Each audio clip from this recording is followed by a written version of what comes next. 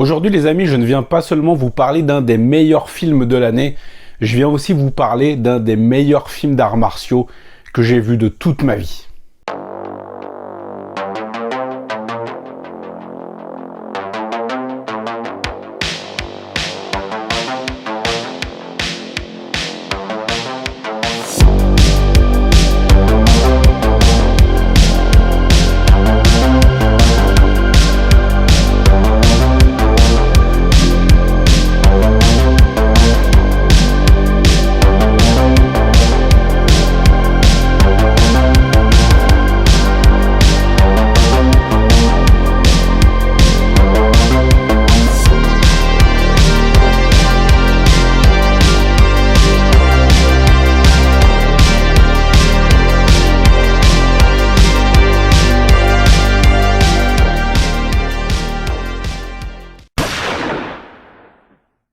C'est un film australien qui s'appelle Life After Fighting.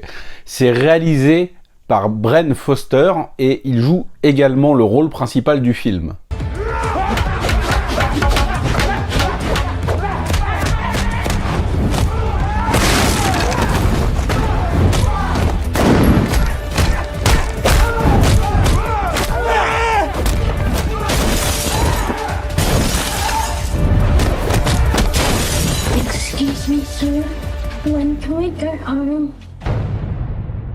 C'est un acteur que je ne connaissais pas du tout avant de voir le film.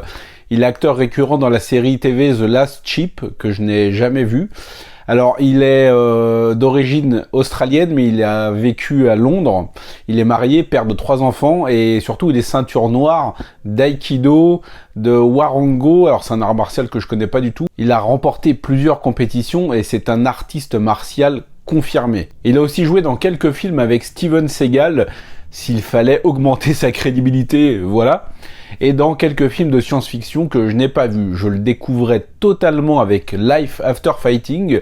Et ça a été comme si on avait cloné Scott Adkins avec ce mec et qu'il sortait de nulle part pour nous livrer une véritable bombe.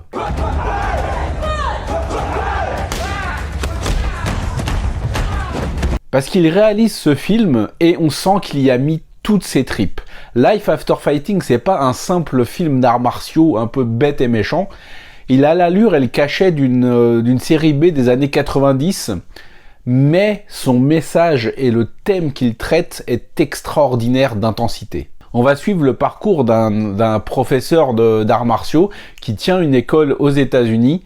C'est un ancien champion qui a dû mettre fin à sa carrière suite à des problèmes de santé. Et tout ça va être bien développé au fur et à mesure du film. On va en apprendre beaucoup sur son personnage. L'écriture des personnages est le point fort du film. Avec son scénario, bien sûr. Parce que dans Life After Fighting, on va parler d'un sujet grave. On va parler d'un sujet qui, moi, m'a franchement glacé le sang.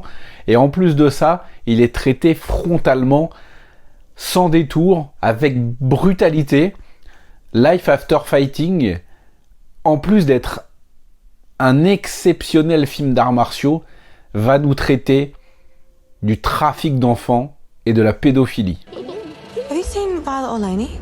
I thought they were with you.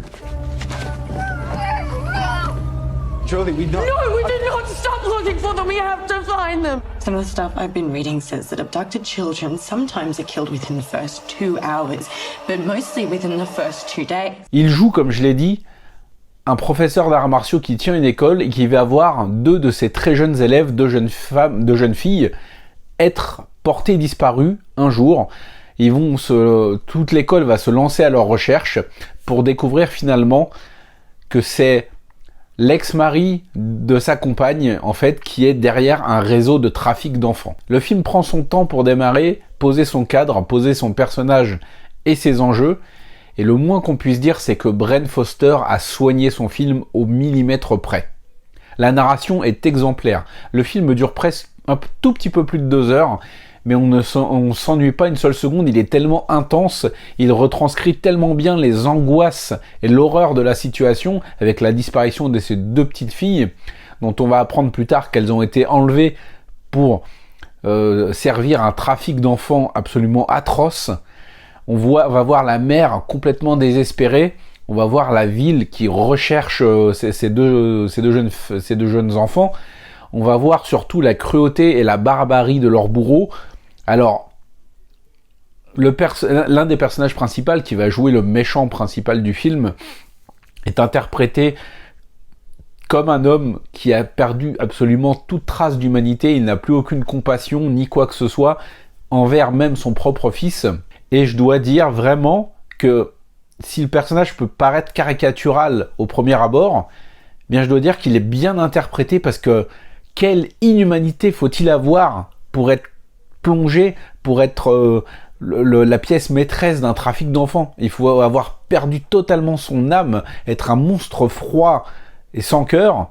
Et l'acteur qui interprète le méchant, au final, oui, il le fait très bien. Il fait un homme complètement fou, qui n'a plus aucune valeur, qui n'a plus aucune humanité. Et je dois dire que vraiment, il le fait vraiment bien. On a vraiment de la haine envers ce personnage.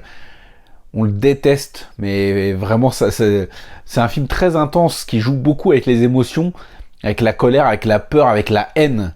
Et ces trois émotions-là vont exploser lors du final. Un combat final qui oppose donc le héros avec ces pédophiles, ces monstres, pendant presque une demi-heure, quasiment une demi-heure, ouais, dans son école, dans son dojo, qui va donner lieu à des affrontements incroyables, ultra violents, ultra bien mis en scène, avec une caméra d'une lisibilité mais incroyable. C'est peut-être ça fait partie, je pense, des meilleurs combats que j'ai vus de ma vie de cinéphile dans un film d'arts martiaux non asiatique.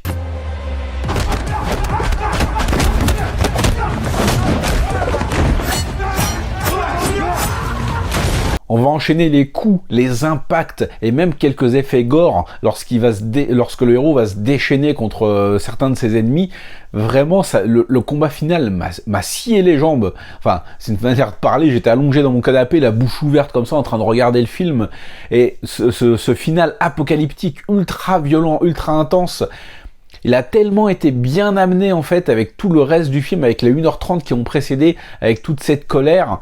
Et comme je l'ai dit précédemment, Bren Foster, il traite son sujet frontalement. On a réellement des scènes de cruauté qui nous sont montrées sur des enfants. Des coups, des doigts sectionnés, et il détourne jamais sa caméra. Bon, vraiment, moi, tu te marres pas du tout pendant le film, hein. Surtout qu'il a un ton extrêmement grave. Il n'y a pas vraiment d'humour qui vient désamorcer la scène. Alors, évidemment, tout n'est pas parfait. Il y a quelques personnages caricaturaux, comme l'un des hommes de main du méchant, qui est vraiment une brute qui fonce sans aucune nuance, mais comme je l'ai expliqué, le contexte, ouais, t'as des pédophiles qui trafiquent des enfants. Pour moi, c'est même pas des êtres humains, et ça, il le joue bien. Après, il y a dans le récit, dans le film, quelques facilités, quelques moments où on pourrait se dire « Ah, mais pourquoi ils appellent pas la police ou quoi que ce soit ?» Mais ça donnerait pas lieu au final, donc on va absolument pas chipoter. C'est un film d'une maîtrise narrative et martiale. Honnêtement, ça a été une baffe monumentale. Life After Fighting est au-delà d'un excellent film d'arts martiaux, un excellent film tout court. Bien joué, bien interprété, bien réalisé, avec des chorégraphies de combat incroyables, ultra violentes, ultra bien mises en scène. Pour moi, c'est un perfect de A à Z. Je connaissais pas Bren Foster avant ce film, mais franchement, il m'a coupé le souffle. Vraiment, les amis, je vous en conjure, jetez-vous sur ce film qui est une pure pépite. Je pense qu'honnêtement, c'est dans le top 5 des meilleurs films d'arts martiaux non asiatiques que j'ai vus de ma vie. J'ajoute à côté de lui quelques films avec Scott Adkins et autres, mais vraiment ce film est un bijou. Il est intense, il prend son sujet au sérieux, il est ultra violent, il satisfera les amateurs de bon cinéma et les amateurs de bons films d'arts martiaux. Si vous l'avez déjà vu les amis, je vous invite à me laisser vos commentaires. Je serais plus que ravi de vous lire si vous revenez me faire un retour après avoir vu cette pépite. Vraiment, c'est un des meilleurs films de l'année, ça a été une claque incroyable. Et je vais arrêter de me répéter, je vous invite juste à voir le film. Et nous, on se retrouve très prochainement pour parler de cinéma asiatique, parce que vous savez que ça déchire. Ciao.